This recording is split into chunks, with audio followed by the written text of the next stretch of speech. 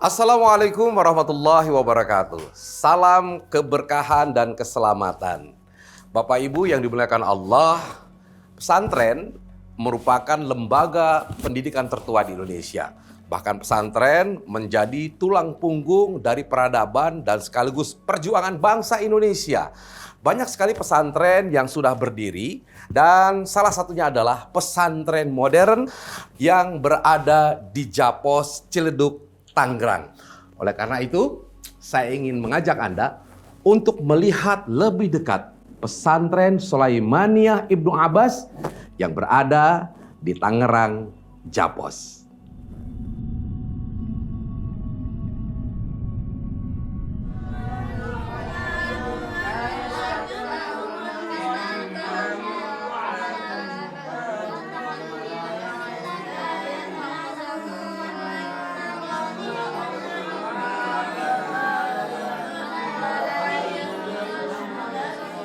Pesantren Tahfiz Sulaimaniyah adalah salah satu dari sekitar 36.000 lebih pesantren yang ada di Indonesia. Sebagaimana zaman kebesaran Islam, lembaga pendidikan selalu berjalan beriringan dengan wakaf. Wakaf baik berupa tanah dan bangunan juga bersifat produktif yang akan mendanai operasional pesantren. Tak heran pada saat Islam berjaya, lembaga pendidikan tidak mengungut biaya alias gratis. Bapak Ibu yang dicintai Allah, keberadaan pesantren Sulaimaniyah Ibnu Abbas tidak terlepas dari keikutsertaan Teh Ema yang berwakaf membangun gedung yang megah dan indah ini.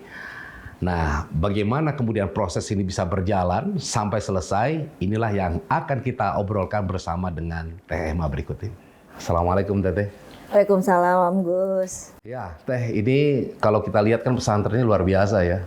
Bangunannya indah, kemudian juga dari sisi di dalamnya bersih, ya.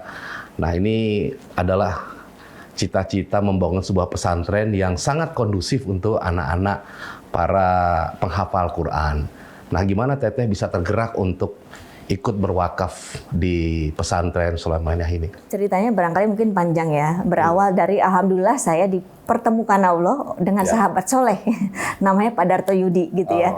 Sampai akhirnya pada suatu saat Pak Yudi ini mengajak saya, Bu, mau nggak melihat pesantren gitu ya. Waktu itu melihat pesantren yang di Bintaro juga, pesantren Sulaimaniyah.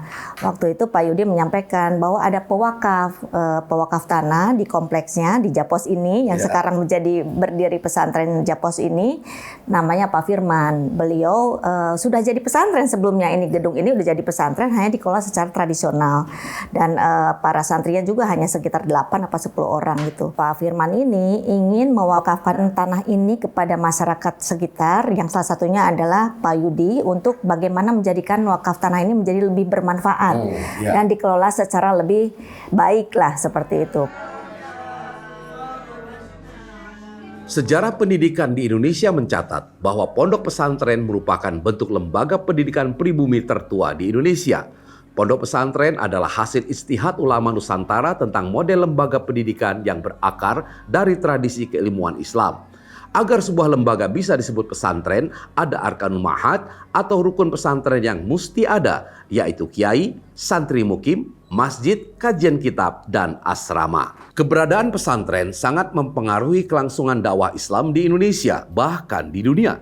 Pesantren juga telah melahirkan tokoh-tokoh nasional yang tangguh, seperti Kiai Haji Hashim Asy'ari, Kiai Haji Ahmad Dahlan, Kiai Haji Nur Ali, dan masih banyak tokoh lainnya. Namun sayang, masih banyak citra negatif yang melekat pada pesantren yang masih dipercayai oleh sebagian orang. Mohon maaf ya, kan banyak ya Gus ya yang berkedok untuk pesantren tahfiz tapi disalahgunakan. Kita juga nggak mau seperti itu. Jadi sama saya dan Pak Yudi juga memastikan bahwa apa yang menjadi amanah dari Pak Firman sebagai pewakaf tanah, kita ingin memanfaatkan tanah ini sebaik mungkin.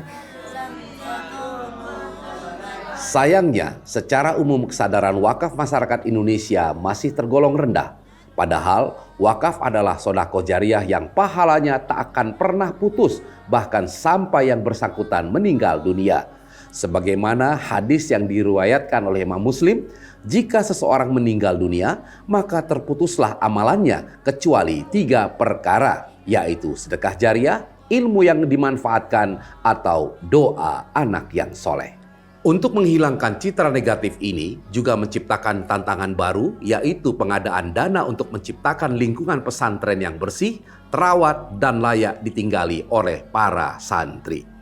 Jadi waktu kita berniat mewakafkan tuh belum punya rumah yang lain, cuma yakin aja. Sebelum kita mewakafkan, saya ini banyak bertanya kepada guru-guru kami ya, risiko wakaf.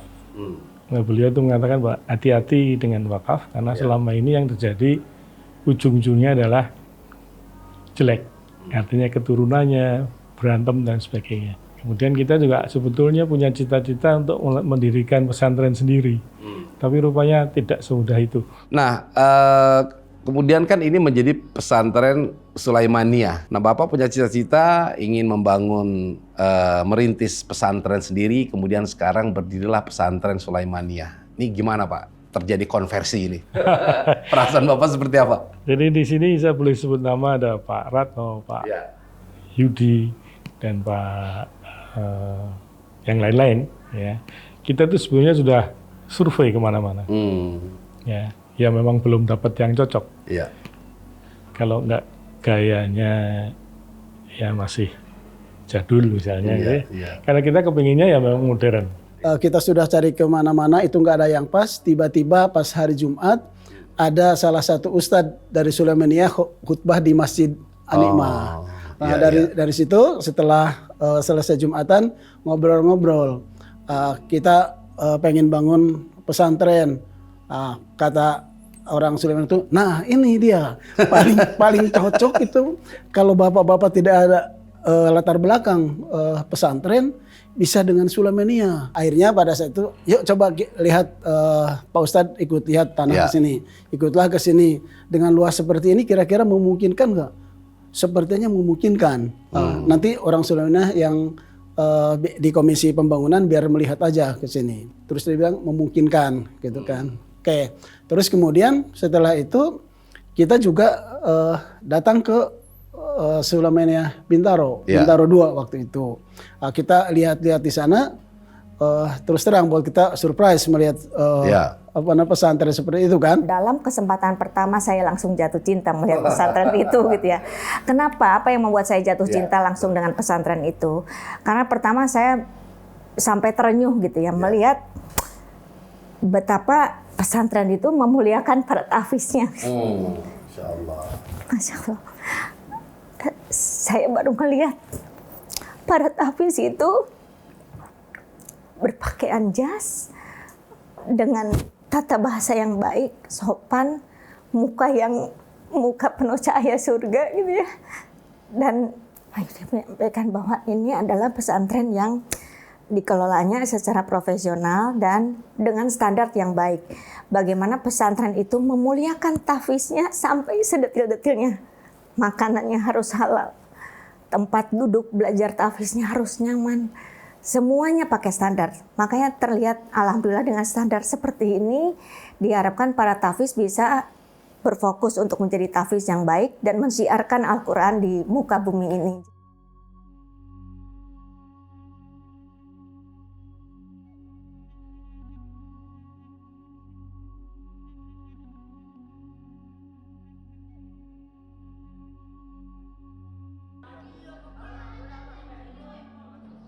Oleh karena itu, peran wakif dan pendonor sangat penting bagi sebuah lembaga pesantren.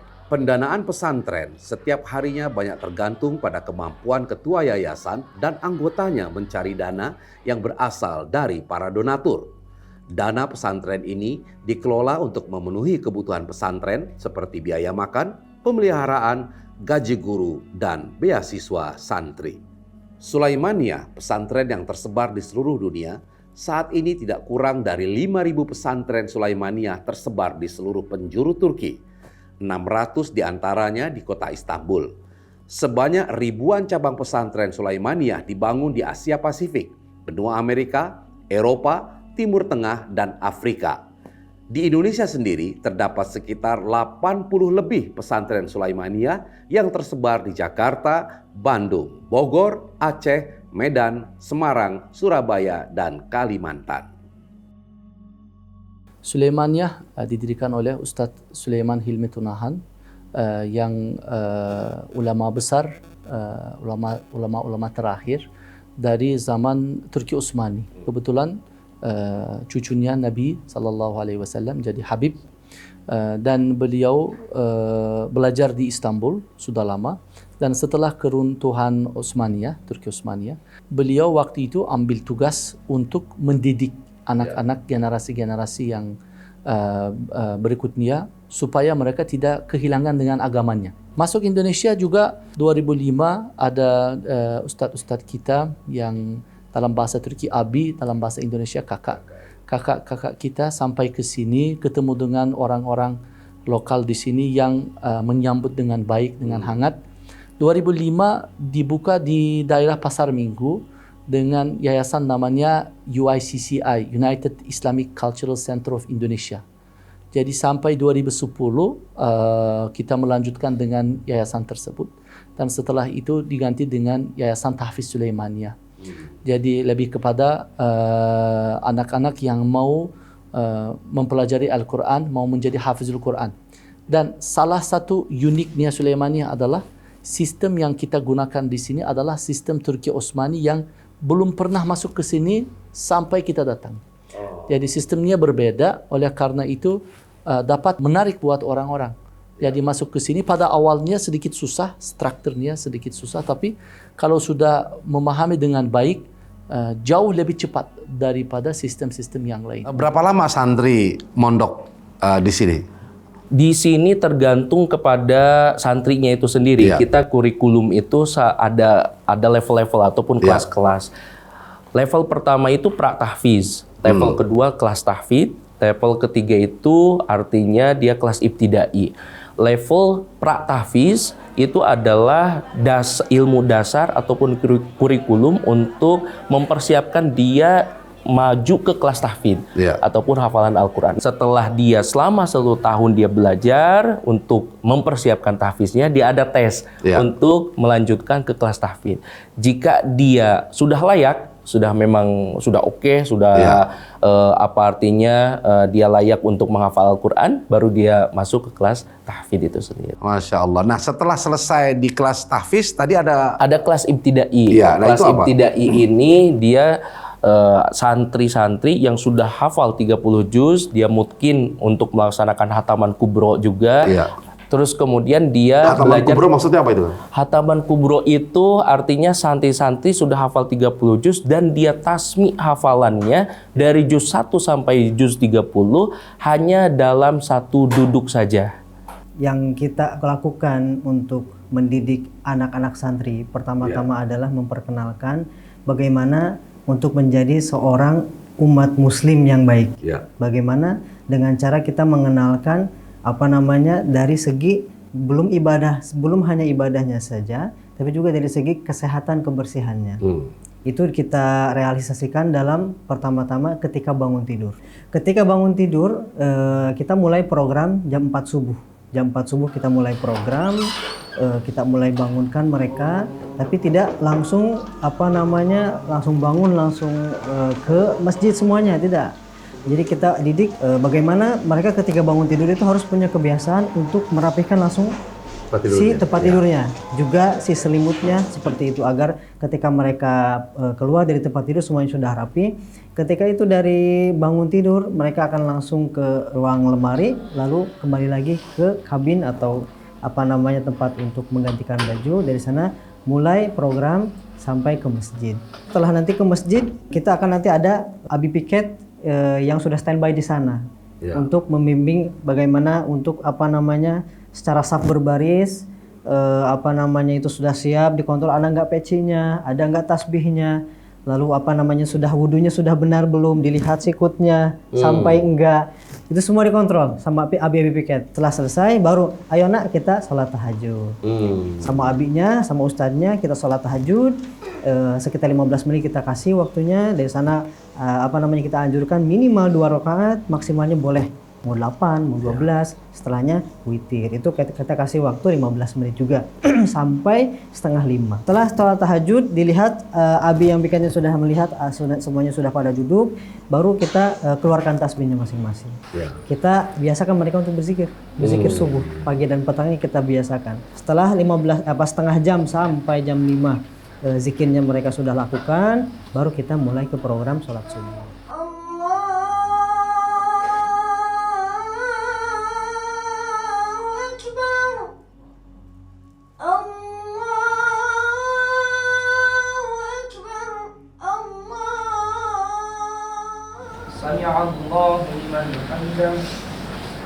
Setelah sholat subuh kurang lebih 10 menit 15 menit nanti ada arahan, mungkin ada yang harus diingatkan atau mungkin nanti dikoreksi sama abinya. Setelah itu langsung kita ke program Khotamul Yasin. Jadi kita ada Khotamul Yasin setiap subuh.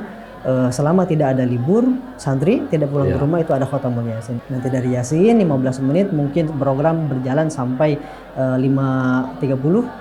Dan 5.30 baru diinstruksikan, dibimbing oleh abi-abinya masing-masing dengan koordinasi dari abi piket untuk ke tempat pembersihan masing-masing.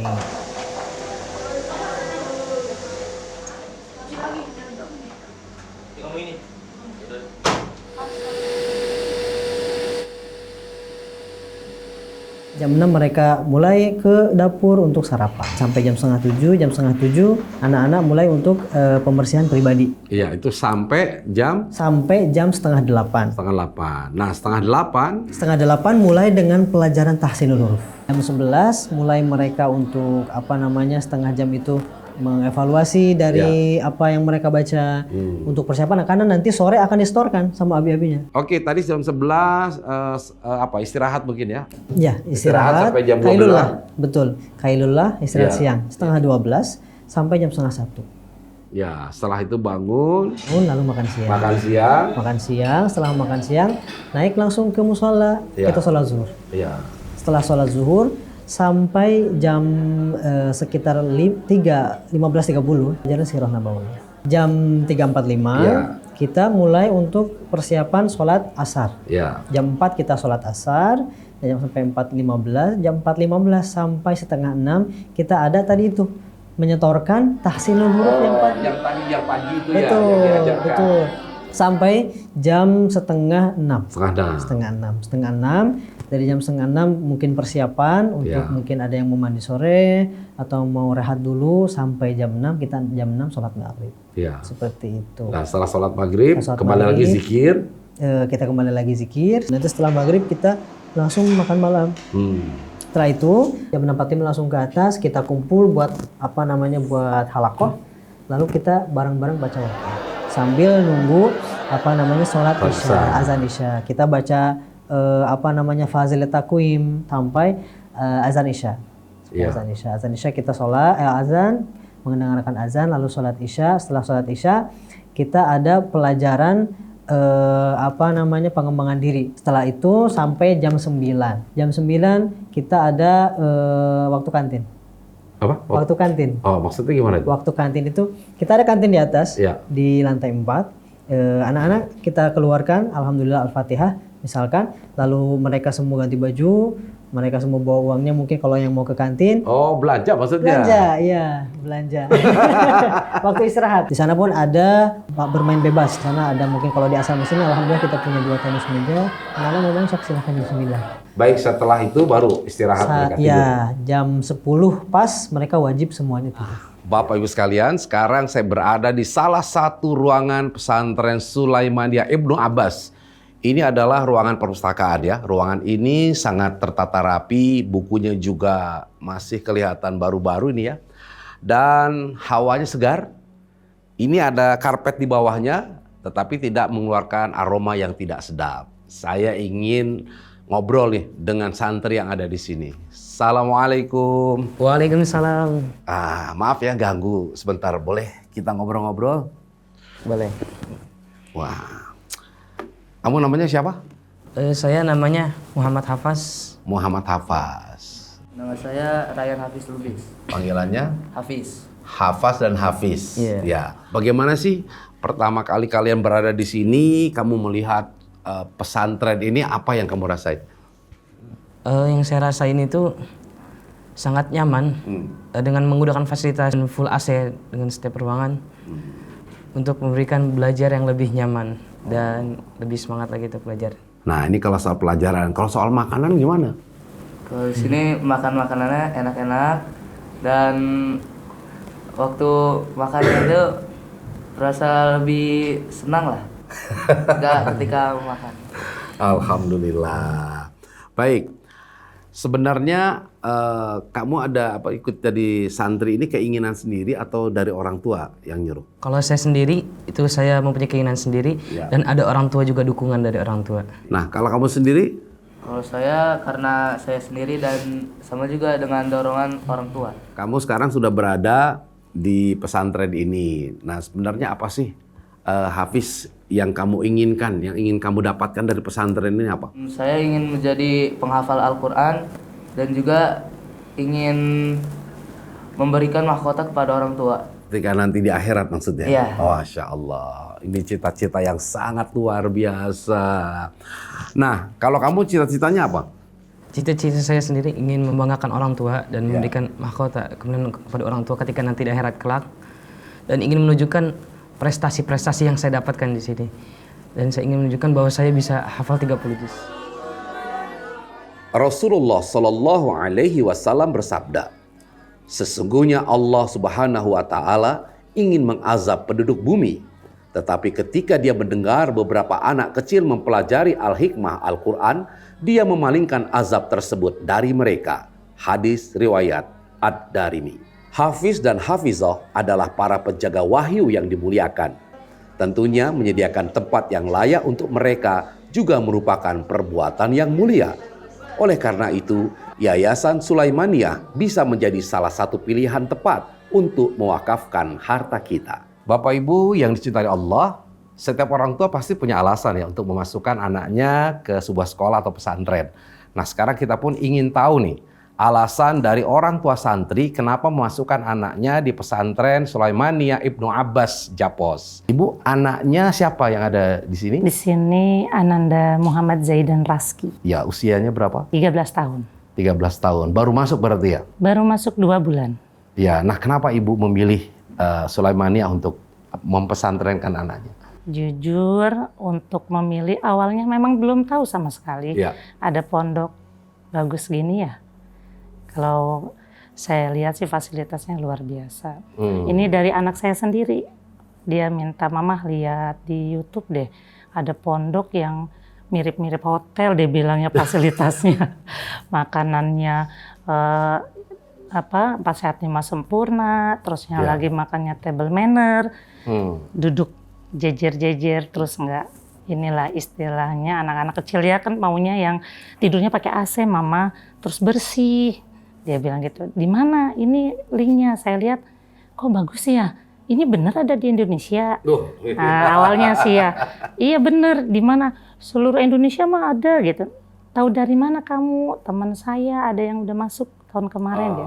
Akhirnya kami survei di Jasinga. Bu Ira, saya dengar Ibu mempesantrenkan lebih dari 1 orang anak di sini ya?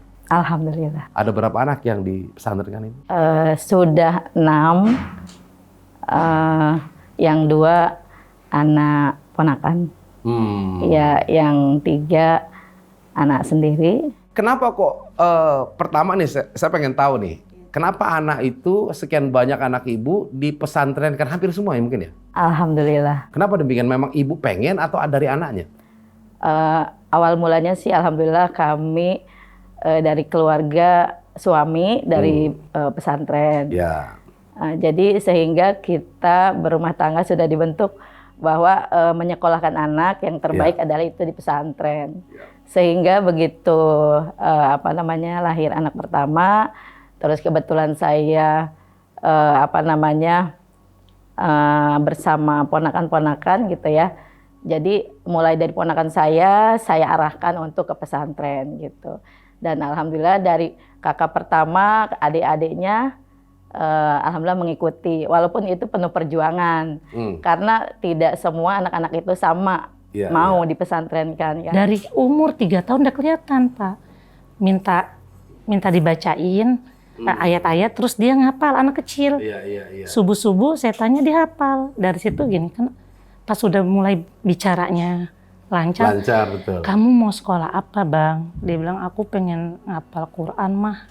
Aku pengen kasih mama mahkota. Masya Allah. Sama jubah hijau. Saya dulu belum paham ya, apa karena saya terlalu awam ya. Pas lihat, jadi nangis saya. Waktu itu benar-benar, masa iya anak kecil gini kok pemikirannya dewasa itu. Nah, baik Ibu Irna, sebenarnya apa sih yang membuat Ibu itu menjadi sangat tertarik untuk ya mempesantrenkan anak-anak Ibu di Sulaimaniyah ini?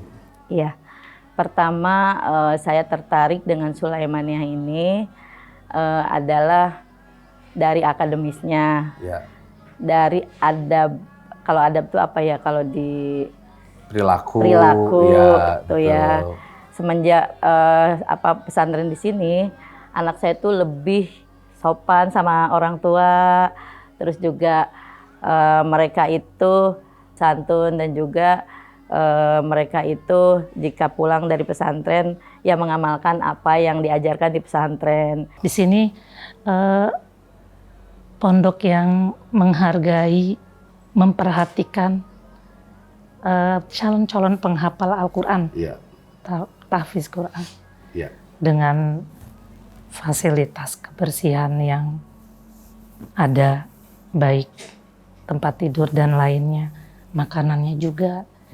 Nggak sembarang, dia memang melihat toibnya, karena saya dapat ilmu juga dari sini, nanya ke abinya, kenapa nggak boleh makan di luar, yang ini bukan karena terlalu ini rasis, bukan, tapi karena ketoyibannya. Kemudian mungkin ada lagi yang ingin dilakukan nih setelah Sulaimaniyah di Japos ini, barangkali ada next step-nya apa yang akan dilakukan lagi? Jadi barangkali mungkin belajar dari pengalaman di Japos ini, sebetulnya kenapa kita ingin mendokumentasikan ini, sebetulnya ini ingin jadi sebagian dari pembelajaran dan bagian dari syiar, termasuk ajakan untuk masyarakat yang mempunyai tanah yang ingin diwakafkan. Peruntukan tanah yang diwakafkan itu apabila digunakan untuk pesantren Sulaimaniyah, barangkali itu bisa menjadi opsi yang cukup baik gitu ya. Dan ini adalah contoh nyata yang sekarang kita sudah mulai rasakan betapa kebermanfaatannya itu sangat maksimal gitu ya. Nah, beberapa pesantren ini kan sedang dibangun. Nah, ini barangkali dengan video ini kita mengajak juga para donatur untuk sama-sama ayo bersedekah jariah gitu ya untuk membantu pembangunan pesantren. Nextnya barangkali insya Allah mudah-mudahan kalau ada diberikan rezeki dan kekuatan ingin kita membuat satu lagi pesantren barangkali di tanah leluhur di Majalengka, insya Allah mudah-mudahan.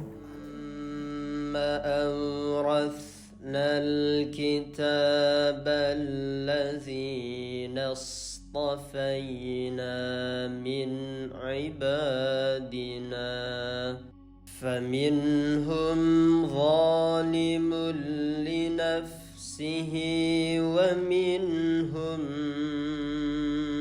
مقتصد ومنهم سابق. Assalamualaikum warahmatullahi wabarakatuh. Saya Pilar Saga Ihsan, Wakil Wali Kota Tangerang Selatan, mengucapkan selamat atas pembukaan dari Pondok Pesantren Sulaimaniyah Ibnu Abbas di Japos, Jurangmangu, Pondok Aren, Kota Tangerang Selatan. Mudah-mudahan Ponpes ini terus mencetak para tahfiz Al-Quran yang hebat, karena saya lihat memang di sini metode pembelajarannya, kurikulumnya juga menyesuaikan dengan metode pembelajaran penghafalan Al-Quran yang ada di Turki. Terima kasih dan selamat kepada Pondok Pesantren Sulaimaniyah Ibnu Abbas. Wassalamualaikum warahmatullahi wabarakatuh.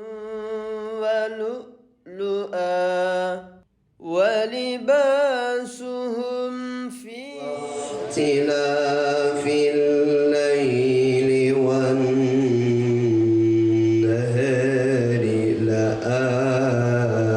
إن ربي لرؤوف رحيم. وقالوا الحمد لله الذي أذهب عني الحزن إن ربي لرؤوف رحيم. وقالوا الحمد لله الذي أذهب عني الحزن إن ربي لرؤوف رحيم.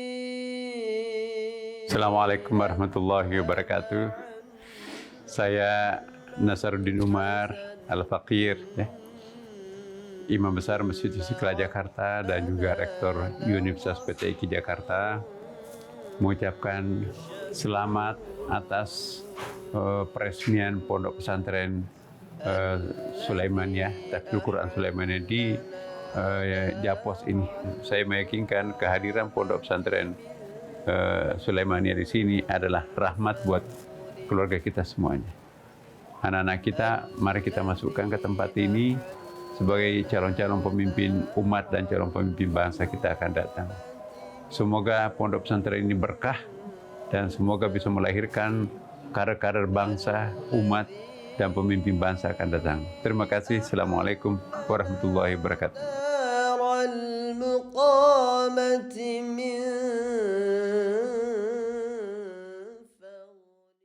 Itulah kelebihan amal wakaf. Tidak peduli apakah Anda orang berada atau tidak, orang kaya atau orang miskin, semua orang berkesempatan dan bisa untuk melaksanakan amal wakaf. Nah, oleh karena itu, mari kita berfastabiqul khairat. Karena dengan amalan wakaf ini akan menjadi bekal kita sampai di akhirat. Dan jangan kaget, nanti ketika di akhirat ternyata banyak amalan-amalan yang kita tidak tahu. Dari mana ini? Bisa jadi itu dari wakaf yang Anda berikan selama hidup di dunia. Oleh karena itu, sebagai wujud fastabiqul khairat, kami ingin mengajak Anda untuk berwakaf di pesantren Sulaimaniyah di seluruh Indonesia. Baik, saya Agus Idwar, mohon maaf atas segala kekurangan. Assalamualaikum warahmatullahi wabarakatuh.